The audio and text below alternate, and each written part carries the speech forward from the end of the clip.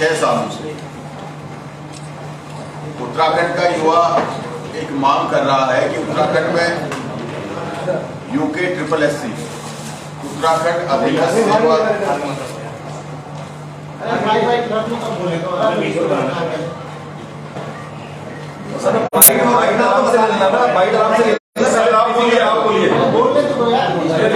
आप बोल लीजिए, उसके बाद पहले हम लोग नोट कर लें ताकि हम लोग लिख लें। ठीक है, चलिए बोलिए।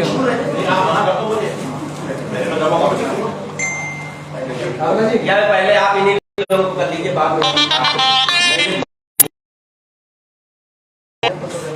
उत्तराखंड में पिछले 6 वर्षों से उत्तराखंड का बेरोजगार युवा सरकार से ये मांग कर रहा था कि उत्तराखंड में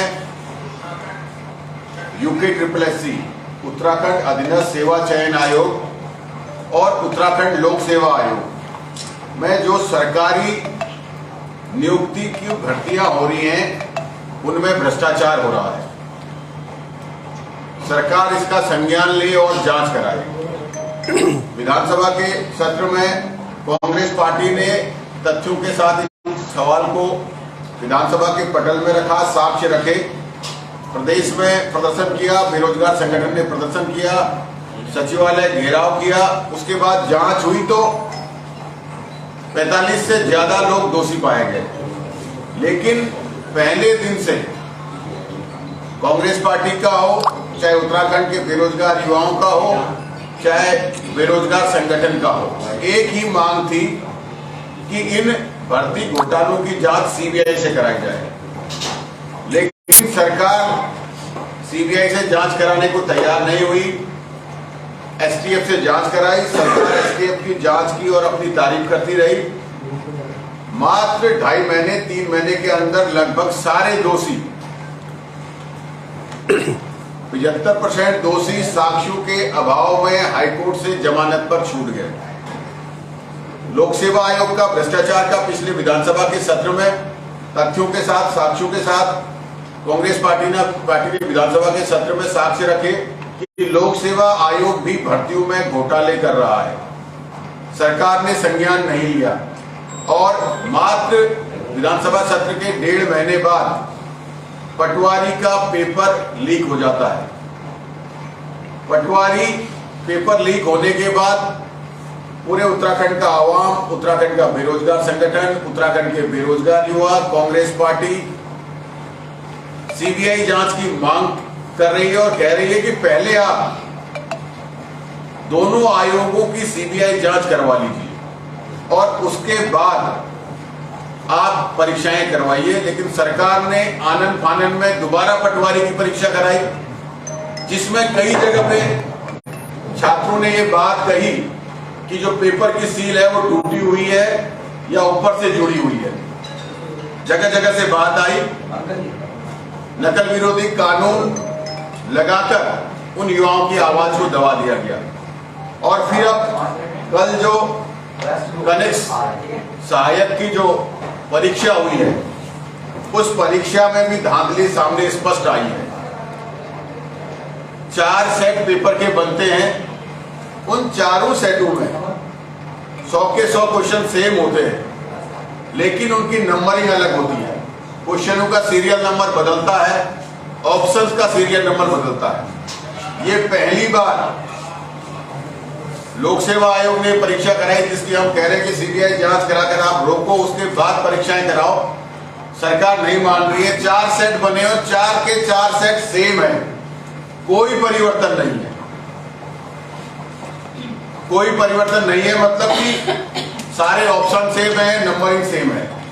यानी नकल को सीधे सीधे आमंत्रित किया गया है। ABCD चारों सेटों पर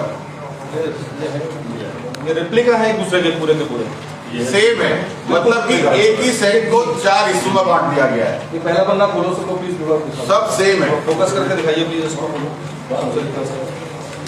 अब आप समझिए कि इसमें अगर एक पर्ची ये दे दी जाए कि पहले का आंसर C, दूसरे का D, तीसरे का B, तो एक पर्ची कहीं भी चली जाएगी तो सिर्फ ABCD याद करके जाना है और पूरे पेपर को में आप नकल करवा सकते हैं। तो ये नकल करवाने के उत्तराखंड के आयोग नए नए तरीके इजाद कर रहे हैं। इसके अलावा कल भी ये शिकायत आई है कि बहुत सारे परीक्षा केंद्रों पर सील टूटी हुई मिली है, कई जगह सील ऊपर से चिपकाई हुई मिली है और कई जगह पर पेपर पुस्तिका का अनुक्रमांक और OMR सीट का अनुक्रमांक दोनों अलग अलग है। तो आप समझिए कि सरकार उत्तराखंड के युवाओं की परीक्षा को लेकर कितनी गंभीर है। अभी PCS मेंस का जो पेपर हो रहा है उसके लिए सभी अभ्यर्थी ये कह रहे हैं जिनको आपने दोषी माना है, चाहे वो संदीप चतुर्वेदी हो चाहे एग्जाम कंट्रोलर है, उनके पास 2 जुलाई से मेन का पेपर रखा हुआ है, तो जाहिर सी बात है कि वो पेपर भी लीक हुआ होगा। लेकिन सरकार अपनी हठधर्मिता कहिए या संलिप्तता कहिए, या तो सरकार अपने घमंड में इतना चूर हो गई है कि वो उत्तराखंड के युवाओं के भविष्य को सुरक्षित नहीं करना चाह रही है, या सरकार इस भ्रष्टाचार में पूरी तरीके से संलिप्त हो गई है, जो जल्दीबाजी पेपर कराने की और CBI की जांच न कराने की जिन सरकार ने पकड़ रखी है। अलग अलग प्रदेशों में जहां जहां भ्रष्टाचार हो रहा है उन प्रदेशों में वहां की सरकारें CBI जांच कराने के लिए भेज रही हैं, लेकिन सिर्फ उत्तराखंड की एक ऐसी सरकार है, पता नहीं कौन सी ऐसी ताकत के आगे वो झुक रही है कि जिसे बचाने के लिए वो CBI की जांच नहीं करा रही है, जबकि पूरे प्रदेश का युवा, पूरे प्रदेश की आवाम, सारे विपक्षी दल ये चाहते हैं कि उत्तराखंड के युवाओं को के भविष्य को सुरक्षित रखने के लिए पारदर्शिता से आगे की परीक्षाएं हो, इसके लिए पीछे जो दोषी हैं उनको सजा देने के लिए CBI की जांच कराई जाए। भले ही वो जांच हाईकोर्ट के सिटिंग जज के नेतृत्व में हो, लेकिन जांच कराई जाए। ये पेपर हमारे पास है, आप जिनको चाहिए हम दे सकते हैं। और इसमें एक चीज और ऐड करें कि ऐसा अगर आप कोई स्कॉलरशिप का एग्जाम भी होता है, कोई छोटी सी स्कॉलरशिप का एग्जाम किसी शहर लेवल पर भी होता है और उसमें भी अगर सेट बनते हैं तो उसका भी सीरियल नंबर और उसमें भी बदलाव किया जाता है। लेकिन ये आयोग द्वारा परीक्षा कराई जाकर के ऐसा जो ये लापरवाही तो नहीं है, मैं तो आदरणीय भुवन कापड़ी जी को बात को आगे बढ़ाऊंगा, संलिप्तता है सरकार की जिससे ऐसा कर रहे हैं। और दूसरा कि ऐसा उदाहरण हमारे उत्तराखंड का नाम हम उम्मीद करते थे कि विश्व में, देश में रोशन होगा अन्य सकारात्मक कारणों की वजह से, लेकिन सकारात्मक कारणों की वजह से तो हम लोग अपना नाम रोशन नहीं कर पा रहे हैं। लेकिन जो ये उदाहरण जो कल सामने आया है, ऐसा उदाहरण उत्तराखंड छोड़िए देश में भी दूसरा ढूंढने को नहीं मिलता। जो हमारी दुनिया के बैकवर्ड नेशंस हैं वहां के अगर एग्जाम पैटर्न को आप स्टडी करेंगे तो वहां पर भी ऐसा उदाहरण दूसरा आपको देखने को नहीं मिलता।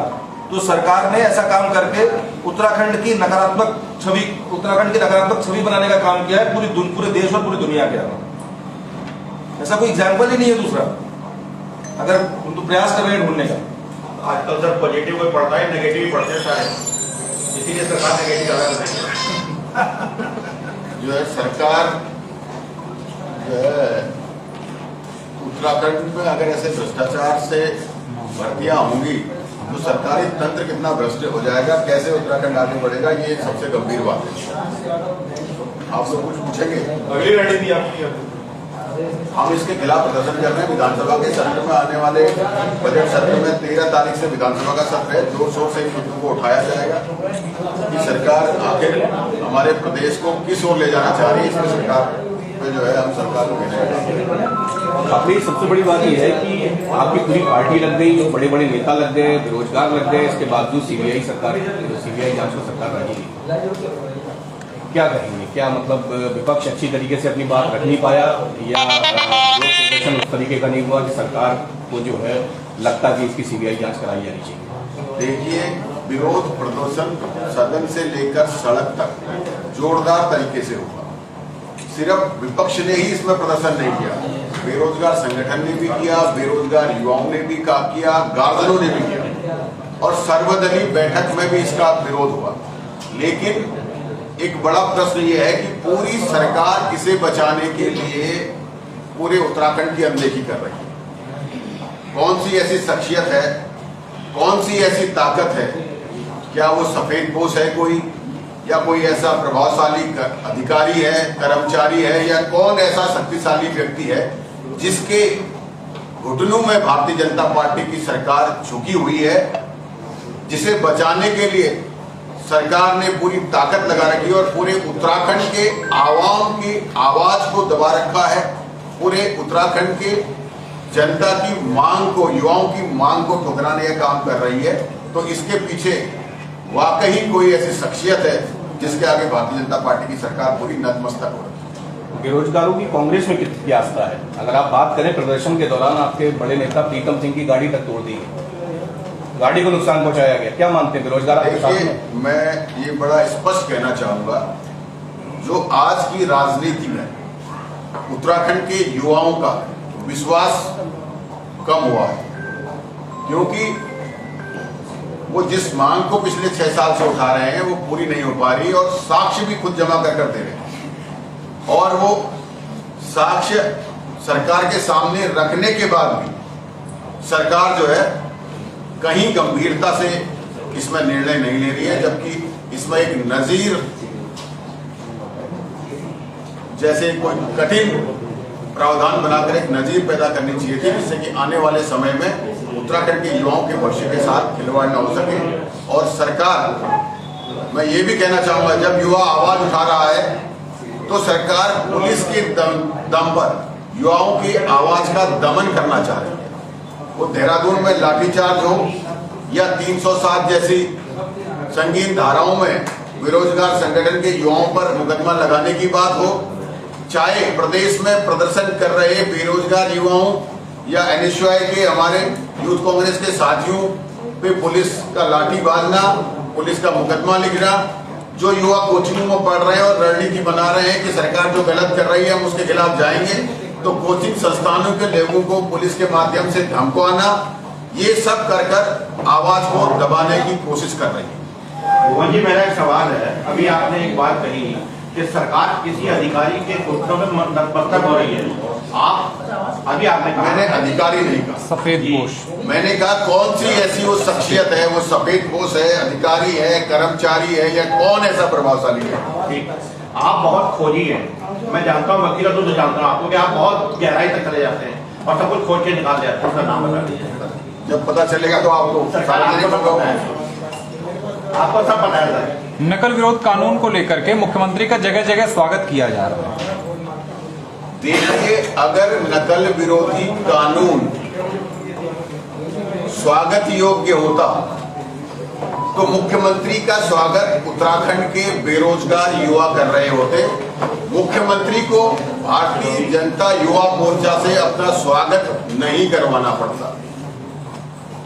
आप समझिए, नकल विरोधी कानून, हम स्वागत करते हैं कि नकल विरोधी कानून आना चाहिए, लेकिन नकल माफियाओं को संरक्षण देने के लिए अगर उसमें एक भी बिंदु है तो वो इतने प्रभावशाली हैं, उसी बिंदु से वो नकल जो खुल रही है उसे बंद कर देंगे। जो उन्होंने कहा है कि जो अफवाह फैलाएगा उस पर मुकदमा लिखा जाएगा। आप देखिए कितने दुर्भाग्य की बात है, जो युवा बेरोजगार युवा पिछले 6 साल से 7 साल से लगातार आंदोलनरत हैं और नकल विरोधी कानून आता है तो जो छात्र ये कहता है कि आपका जो परीक्षा का सेट पहुंचा उसकी सील टूटी हुई है, उसमें ऊपर से डुप्लीकेट सीट कहीं लगी हुई है, तो उसके खिलाफ सबसे पहले मुकदमा किया जाता है। जबकि आयोग ये स्वीकारता है कि भाई हम जब ट्रांसपोर्टेशन में लोग ले गए हैं तो सीलें कुछ टूटी हुई हैं। तो आप समझिए कि सरकार ने नकल विरोधी कानून का सबसे पहला जो उपयोग किया है वो जो युवा आवाज उठा रहे हैं, जिनके अंदर एक हिम्मत पैदा हुई कि हम भ्रष्टाचार के खिलाफ बोलेंगे, हम जो है रोजगार में भ्रष्टाचार के खिलाफ बोलेंगे, जहां हमें दिखाई देगा उसको हम बताएंगे सोशल मीडिया के माध्यम से, उन पे मुकदमा लगाकर उनकी आवाज को दबाने के लिए इस कानून का उपयोग सरकार ने सबसे पहले किया है।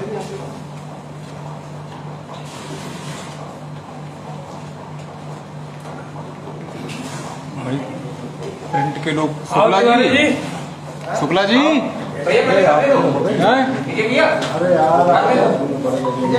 शाम तक हो गई।